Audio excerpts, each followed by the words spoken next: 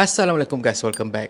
Aku tak suka betul bila kata ada orang yang ambil kesempatan di waktu kita tengah menyambut hari yang mulia, bulan bahagia ni. Bulan macam ni lah sebenarnya yang kita patut tambah ibadah, kita beramal jariah. Tapi masalahnya ada jenis pundi-pundi kincit ni yang duk spoilkan mood kita untuk beraya. Semalam kecoh bila kata ada penganjur festival raya, Hooray X Fest Raya tarik diri hingga mengakibatkan peniaga rugi sampaikan katanya lah kan sampai beratus ribu. Kita orang rasa memang tak puas hatilah, minta pihak organizer bertanggungjawab sepenuhnya terhadap semua kerugian kita orang and tidak berdolak dalih lah. Dia benda ni memang serius, sampaikan Yusof Azmi dan juga geng Semoyan turun padang untuk bantu peniaga-peniaga yang terkesan ni waktu PC diorang. Tapi sebelum apa-apa, aku nak kongsi dulu dengan korang kronologi event ni untuk korang lagi jelas dan juga faham sebelum kita kecam.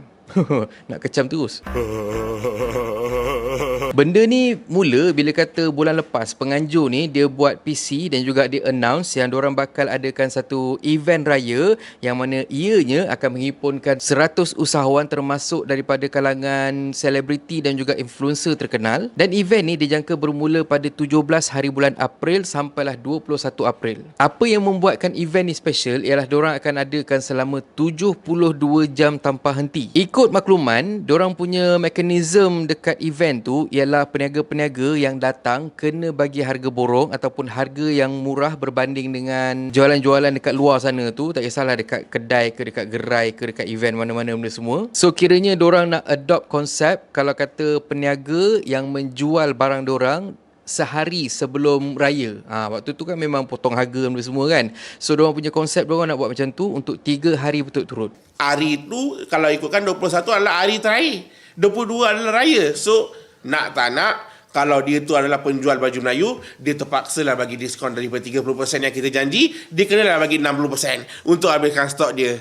So dia punya konsep tu memang nampak menarik lah, yang mana aku yakin bila kata para pelanggan dekat luar sana kalau dengar tu mesti diorang tertarik untuk datang dekat festival tu, betul tak? Tapi malangnya sehari sebelum event yang sepatutnya dijalankan dekat PWTC, peniaga-peniaga dah datang pun dekat PWTC tu untuk loading barang diorang, untuk kemas-kemas, untuk set up diorang punya booth dan sebagainya, tapi diorang tak dibenarkan masuk sebabnya pengurusan PWTC maklumkan yang diorang tak terima sebarang bayaran daripada organizer event ni, makanya ramailah yang terkejut dan juga pisang. Ada peniaga yang buat live, ada peniaga yang luahkan perasaan kesal, kecewa diorang sebabnya diorang dah spend berpuluh ribu untuk bahagian logistik dan juga preparation untuk masuk dan juga berniaga dekat PWTC tu. Dan antara yang terpalit dengan kontroversi ni ialah pelakon Boy Iman yang dikatakan sebagai dalang dalam event ni, dan bila kata diorang nak cari si Boy Iman ni, diorang tak dapat nak jumpa, diorang memang tak dapat nak cari. Boy Iman.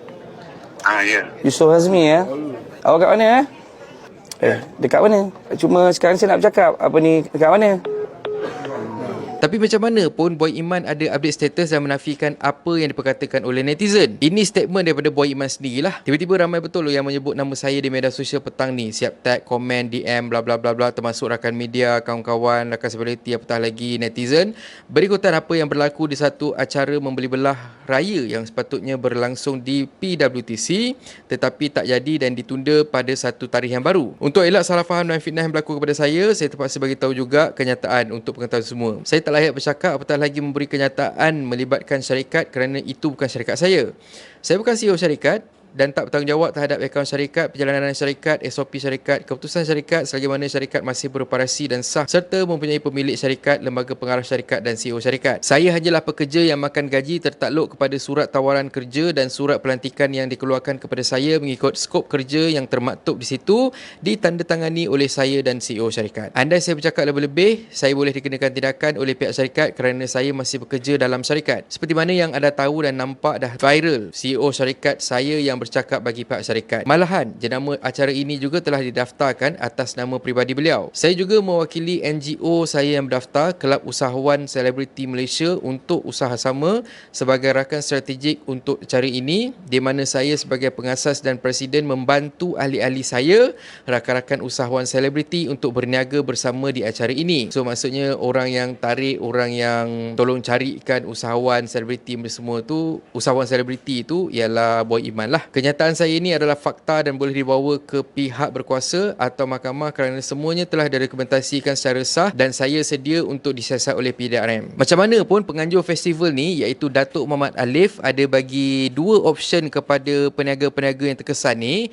Yang pertama, diorang dapat balik diorang punya duit refund ataupun diorang nak tunggu tarikh baru event yang akan diberitahu kelak. Kalau aku memang tak lah, memang aku ambil balik duit aku. Awalnya, masa aku dapat tahu pasal apa yang jadi dekat event ni, aku terfikir, takkan orang Malaysia ni dia tak sedar sampaikan terpedaya sekali lagi dengan mamat yang Datuk dia kena tarik tu. Sebelum ni pun memang dah kecoh dah pasal dia memperdaya orang dekat dalam isu hartanah. Tapi lepas tu aku check balik kan, aku buat research sama dia semua, aku memang nampak dekat dalam event ni, masa pelancaran dan sebagainya tu, aku tak nampak pun muka dia jadi muka depan. Adalah selit-selit sikit, tapi orang kata tu bukan main person lah dekat dalam highlight kamera ataupun highlight media. So lepas tu aku fikir, okey lah, make sense lah sebab orang tak perasan yang dia ada dekat event tu ataupun dia terlibat dengan event tu. Aku setuju juga statement daripada Yusuf Hazmi yang mengatakan bahawa organizer untuk event ni, dorang mengharapkan duit daripada peniaga sahaja sebenarnya, termasuk daripada sponsorship untuk make sure event ni boleh berjalan. Dan berkemungkinan besar, diorang tak dapat nak collect duit yang secukupnya untuk bayar segala kelengkapan yang diperlukan untuk diorang create event ni. Dan ada kemungkinan juga yang diorang tak ada capital sendiri untuk make sure event ni boleh berjalan. Awak buat benda yang melibatkan crowdfunding. Kalau tak dapat crowdfunding, okey. Tapi ni awak buat crowdfunding. Kenapa awak tak ada modal awak buat? Ini masalahnya tak ada modal ni. Betul tak? Kau nak mengambil dia orang je cerita dia. Jadinya apa yang jadi, event ni terpaksa ditunda ataupun dibatalkan. So kiranya niat awal tu memang baik dan mulia lah sebabnya nak bantu peniaga, tapi disebabkan oleh kurang capital, tak ada capital, tak cukup duit, maka terjadilah masalah macam ni. Benda macam ni kita nak nasihatkan ataupun kita nak tegur orang yang terpedaya tu pun payah juga, sebab aku sendiri faham, kita sendiri faham, kita sentiasa cari ruang dan juga peluang untuk kita berniaga ataupun cari duit secara halal, betul tak? Lagipun kalau kata kita tengok masa awal launching diorang ni memang nampak legit dan juga convincing. Apatah lagi bila aku tengok dia punya logo tu semua, wish cantik ni, takkanlah logo macam ni, logo asal boleh dan juga untuk scam kan. Aku fikir macam tu lah. Tapi macam mana pun aku pernah teringat, aku dengan Abang Nas Ahmad dulu, kita orang pernah dapat satu projek yang mana lebih kurang macam ni juga modus operandi dia. Diorang nak buat festival dan macam event yang Hurrik X Fest Raya ni, maklumkan yang diorang akan buat Malaysia Book World of Record something macam tu.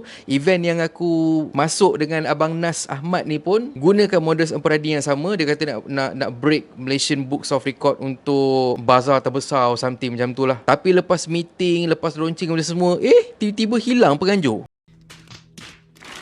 Dan penganjur tu pun pakai title Datuk juga. Tapi tak tahulah, tak pernah tengok pun muka dekat mana-mana. Tapi nasib baik sebabnya aku dengan Abang Nas Ahmad sempat dapat deposit untuk job kita orang tu sebelum penganjur tu hilang. Kalau tidak, buang masa aku je pergi meeting, pergi launching dan semua. Tapi macam mana pun, nasihat aku untuk usahawan-usahawan, untuk mereka yang nak menceburi bidang perniagaan ni, hati-hatilah dengan penganjur yang kita tak tahu mana datang asal-usul dia. Cuma aku harap juga bila aku buat video ni dapat bagi awareness dekat korang semua. Sekurang-kurangnya bila kita tengok wajah-wajah yang ada dekat dalam video ni, kita akan lagi berhati-hati di kemudian hari. Bukanlah nak kata diorang ni memang kuat kelepek, tapi tak salah kalau kata kita berhati-hati. Korang bayangkanlah yang scammer-scammer ni, diorang boleh spin cerita, diorang boleh buat cerita macam-macam benda semua, tapi lepas tu 3-4 hari kemudian kita nampak diorang dekat New Zealand, dekat Hawaii, dekat US dan sebagainya, melepak kat Paris ataupun Korea. Cuma yang kita kesiankan ni ialah mereka yang terkena. Saya silap ada yang terkena depression tau. Pasal apa? Pasal stres. Allah, macam mana aku nak bayar balik duit ni, macam mana aku nak cari balik duit ni dan sebagainya. Diorang scammer-scammer ni mana fikir? Last kali aku doakan kepada para peniaga yang terkesan ni, semoga Allah kurniakan rezeki dekat tempat ataupun di masa yang lain, insya-Allah. Dan akhir kata pepantun, bunga mawar elok berkembang, kena petik tinggal batang. Tipu orang, dunia senang, akhirat nanti jadilah arang. Dan kalau korang suka konten ada dalam channel ni, please consider to subscribe. Okay, so thank you very much for watching and have a nice day. Assalamualaikum.